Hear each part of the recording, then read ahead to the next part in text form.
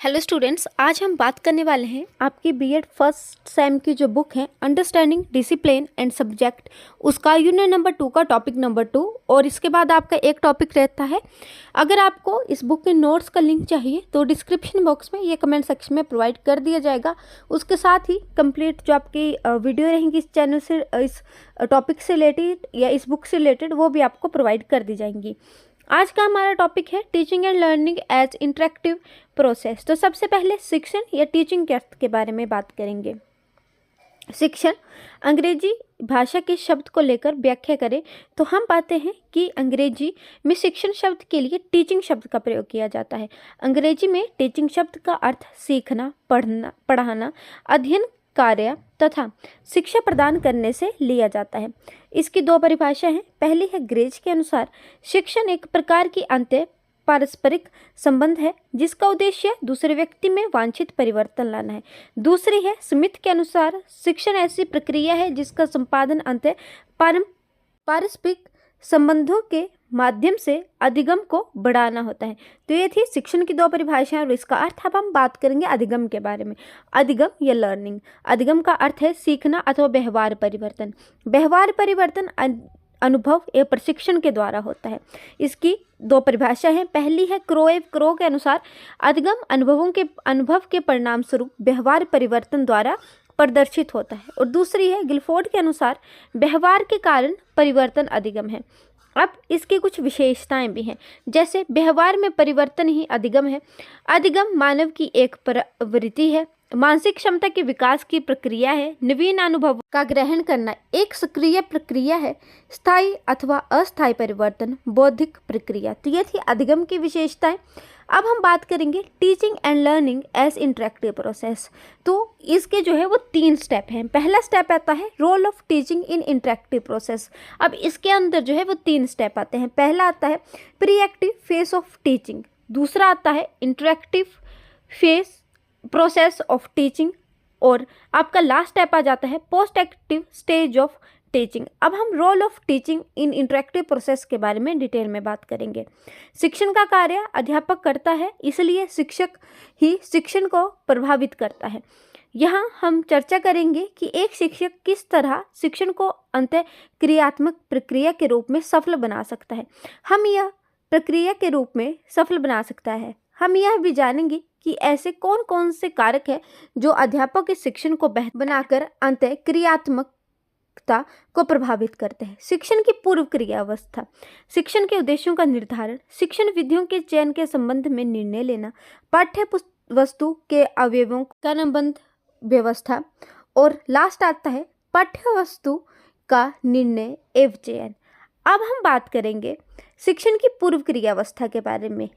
आज शिक्षण के प्रथम सोपान में शिक्षण की योजना तैयार की जाती है, इसलिए कक्षा शिक्षण से पहले शिक्षक जो कुछ भी तैयारी एवं कार्य करता है वह इसी सोपान अर्थात पूर्व क्रियावस्था के अंतर्गत ही आती है। शिक्षण के उद्देश्यों का निर्धारण, कक्षा शिक्षण से पूर्व शिक्षक को यह निश्चय करना होता है कि वह किन किन उद्देश्यों की जो है वो प्राप्ति के लिए शिक्षण करने जा रहे हैं।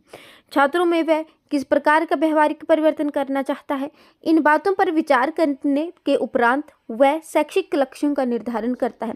पहला छात्रों के पूर्व व्यवहार के रूप में तथा दूसरा छात्रों के अंतिम व्यवहार के रूप में। सेकंड पॉइंट आता है पाठ्यवस्तु का निर्णय एवं चयन। शिक्षण उद्देश्यों के निर्धारण के बाद शिक्षण को उस पाठ्य सामग्री के बारे में निर्णय लेना एवं उसका चयन करना होता है जिसके माध्यम से निर्धारित उद्देश्यों की प्राप्ति संभव हो सके।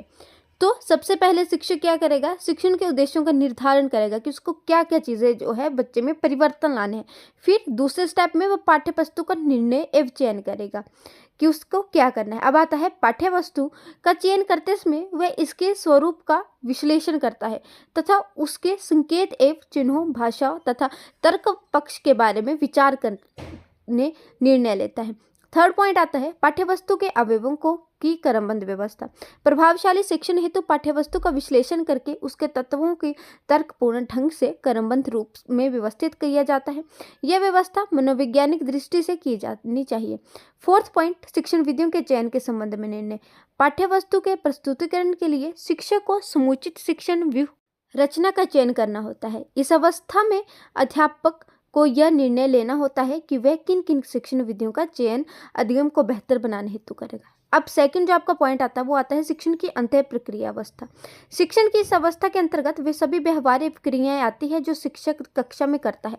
इस प्रकार इसमें पाठ्य वस्तु के प्रस्तुतिकरण की सभी क्रियाएं सम्मिलित की जाती हैं। इस अवस्था में शिक्षक शिक्षण के प्रति अधिक सक्रिय एवं सचेत रहता है। इसमें वे अपनी योजनाओं को व्यवहारिक रूप प्रदान करता है।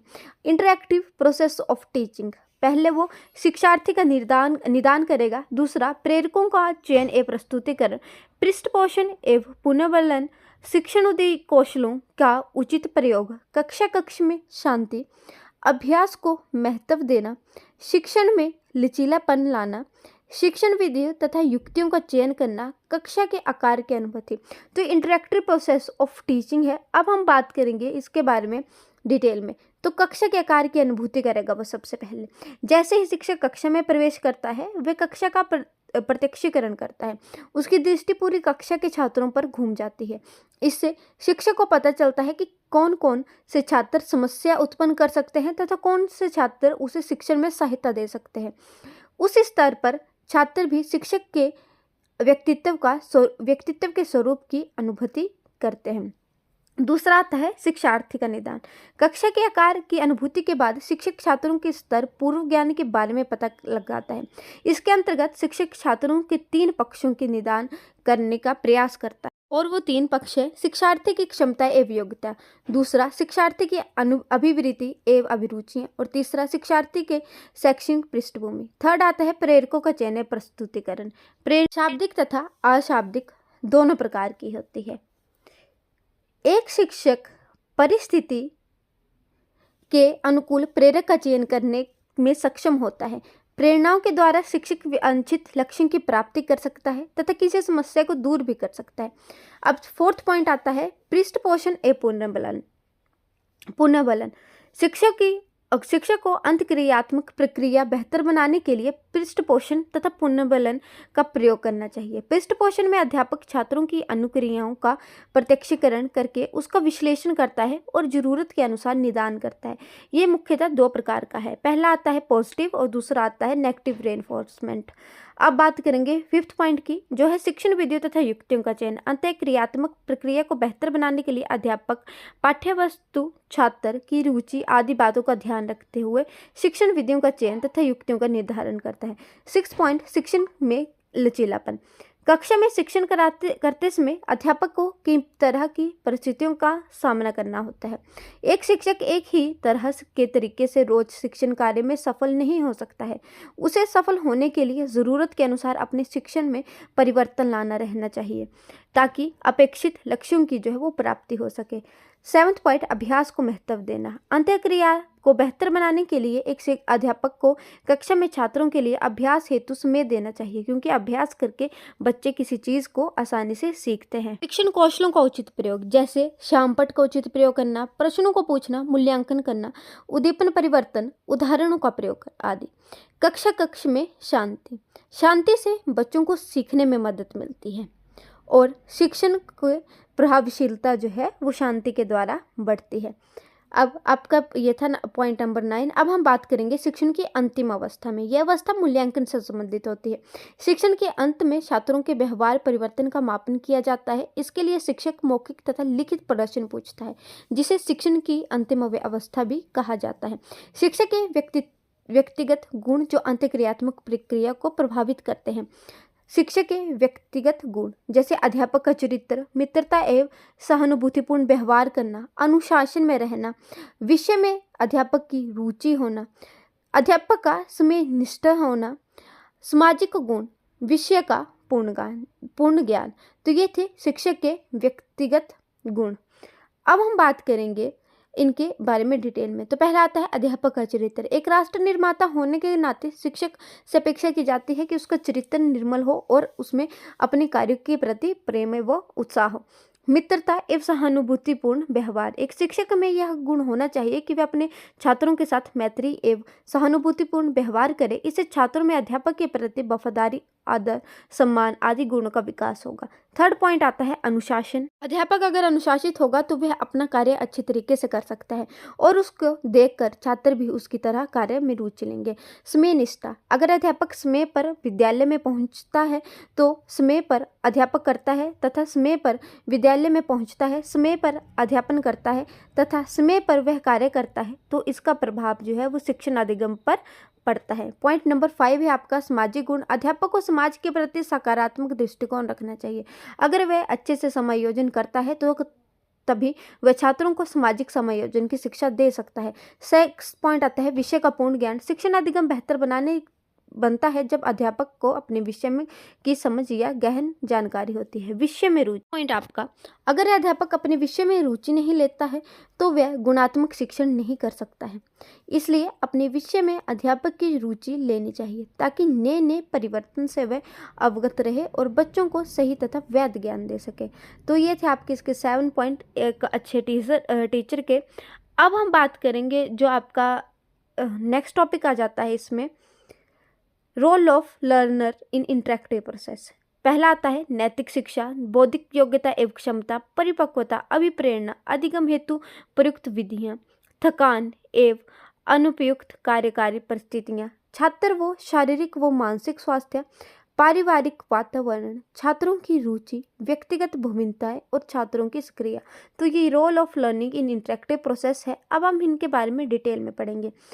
Role of learning in interactive process, छात्र शिक्षण प्रक्रिया का केंद्र है।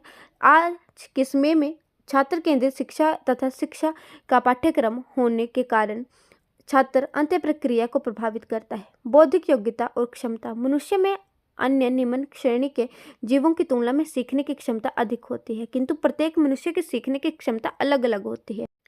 टर्मन और मेरिल के अनुसार बौद्धिक वर्गीकरण, तो इन्होंने बच्चों को 3 पार्ट्स में डिवाइड किया है, 3 तरह के। पहले आते हैं सामान्य बच्चे, दूसरे आते हैं पिछड़े, फिर आते हैं सामान्य और तीसरे आते हैं प्रतिभाशाली बच्चे। अब बात करेंगे नेक्स्ट पॉइंट की जो है परिपक्वता। अधिगम तभी संभव होता है जब बालक उसके अनुकूल निश्चित स्तर की परिपक्वता प्राप्त कर लेता है। अगर 6 माह के बच्चे की चलना सिखाया जाए तो व्यर्थ होगा, क्योंकि उसकी मांसपेशियां इतनी परिपक्व नहीं हुई है कि वह चलना सीख सके। मीन्स उसकी आयु के अनुसार चीज़ें होनी चाहिए। नेक्स्ट आता है अभिप्रेरणा। अभिप्रेरणा अधिगम को अत्यधिक प्रभावित करती है। अभिप्रेरणा बाहरी एवं आंतरिक दोनों प्रकार की होती है।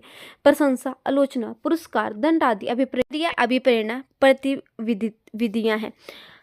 आकांक्षा स्तर को ऊंचा उठाना आंतरिक अभिप्रेरणा है। अधिगम हेतु प्रयुक्त विधियां, अधिगम की विधियां भी अधिगम को प्रभावित करती हैं। अध्यापक को शिक्षण में ऐसी विधियों का जो है वो प्रयोग करना चाहिए जिनमें अध्यापक की सक्रियता कम हो और विद्यार्थियों की सक्रियता अधिकतम हो और विद्यार्थियों को स्वयं कार्य करने का अवसर मिले। नेक्स्ट पॉइंट आता है आपका थकान एवं अनुपयुक्त कार्यकारी परिस्थितियां। थकान की स्थिति में व्यक्ति की कार्यक्षमता घट जाती है और कार्य की गुणवत्ता को प्रभावित होती है। थकान शारीरिक या मानसिक हो सकती है, अतः बालक को बीच में विश्राम देने से वह सक्रिय हो जाता है। नेक्स्ट पॉइंट आता है छात्र का शारीरिक व मानसिक स्वास्थ्य। बच्चे का शारीरिक तथा मानसिक तौर पर स्वस्थ होना एक प्रभावशाली शिक्षण अधिगम की अंत्यक्रिया का सूचक है। अच्छे स्वास्थ्य के कारण बच्चे कक्षा में व कक्षा के बाहर सक्रिय रूप से अपनी भागीदारी देते हैं। नेक्स्ट पॉइंट आता है पारिवारिक वातावरण। अधिगम और वातावरण का एक दूसरे से संबंध है। यदि परिवार का अच्छा शांत वातावरण है तो बच्चा अपने कार्य को शीघ्र सीख लेता है। यदि परिवार का दूषित वातावरण है, वहाँ खेलने और मनोरंजन की सामग्री का अभाव है और वहाँ ईर्ष्या, शत्रुता आदि का वातावरण है, ऐसी परिस्थितियों में छात्र उपयुक्त मात्रा में सीख नहीं सकता है। तो ये आपका आता है नेक्स्ट पॉइंट आता है छात्रों की रुचि। यह देखा गया है कि यदि विद्यालय का कार्यक्रम, अध्यापकों का व्यवहार तथा पाठ्यक्रम रुचि के अनुसार हो तो बालक स्वयं ही सीखने के लिए प्रेरित होंगे। बालकों के उद्देश्य उनकी रुचियों से संबंधित होते हैं, अतः अंततः यह जरूरी है कि उन्हें विषय उनकी रुचि के अनुसार ही दिए जाएं। व्यक्तिगत भूमिताएं का शिक्षण अधिगम की क्रिया पर प्रभाव पड़ता है। व्यक्तिगत भूमिताओं को ध्यान में रखकर शिक्षण अधिगम की अंतिम प्रक्रिया को बेहतर बना सकते हैं। छात्रों की सक्रियता। शिक्षण अधिगम प्रक्रिया सरल हो सकती है जहां पर अध्यापक तथा छात्र दोनों सक्रिय रूप से भागीदारी निभाते हैं। अगर छात्र संपूर्ण कक्षा शिक्षण के समय में सक्रिय रहते हैं तो अच्छे अधिगम की संभावना बढ़ जाती है। तो ये था आपका topic teaching and learning as interactive process, और मैंने इसको 15 और 16 मिनट में कवर करने की कोशिश की है। आपको इन नोट्स का लिंक जो है वो पीडीएफ की फॉर्म में प्रोवाइड कर दिया जाएगा ताकि ये आपके लिए पेपर में हेल्पफुल रहे। अगर आपके लिए मेरी वीडियो थोड़ी भी हेल्पफुल रहती है तो वीडियो को लाइक, चैनल को सब्सक्राइब और अपने फ्रेंड के साथ शेयर करना ना भूलें। और मैंने आपकी और बुक्स भी कवर की हैं, उन सभी का लिंक आपको डिस्क्रिप्शन बॉक्स में प्रोवाइड कर दिया जाएगा। वीडियो को लाइक, चैनल को सब्सक्राइब और शेयर करना ना भूलें। Thank you.